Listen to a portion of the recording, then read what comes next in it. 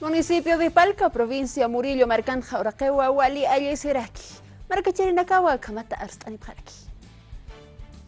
Sapa Marawa Oraque Hititawija Utji Municipio Palca Marcana, Ucampija Uñjatawa Hayupachana, Oraque Hititawija Hanwalt Ayua Takinaka, Utanaka Ukamaraki Uma Iripawinaka Yapuna Kataki, Sasau Yatiawaye Arquitecto Félix Calcina, Secretario General Palca Alcaldía Toqueta.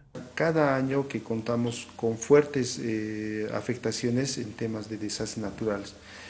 Tenemos en el cantón de Quiliguaya, por ejemplo, la comunidad de Yahachi. Esta comunidad está en un lugar que está sufriendo deslizamiento. Cada año va arrastrando. Municipio Palca Comunidades Marcana Canja Casir Marcachinacaj Sapjewa, Ora Kejitawija Sapa Maraujan Waltay Yapuraca, Kunatej Uma Irpawinaka, Sañani Tuberías Arat Unjatauhik Hatasi. Han Sapa Halipurent que coges Hania Puchasinya Hajete, Hitan Hanne Uma Biscarptasinya Hajet, Hatun Gascosar, Hitagan Hotwain Harek Cosar, Nea Puchanya.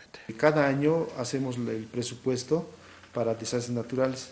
Presupuestamos un monto, de repente no sea mucho, pero asignamos alrededor de 150.000 bolivianos para cubrir estos desastres.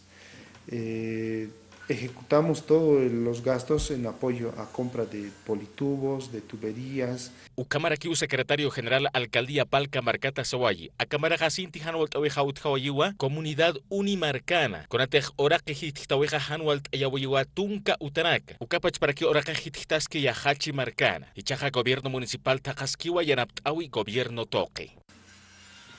Hay un programa de viviendas solidarias, ¿no? Pero esto es más para el tema, va direccionado para el tema de las viviendas para la extrema pobreza, para los más necesitados, ¿verdad?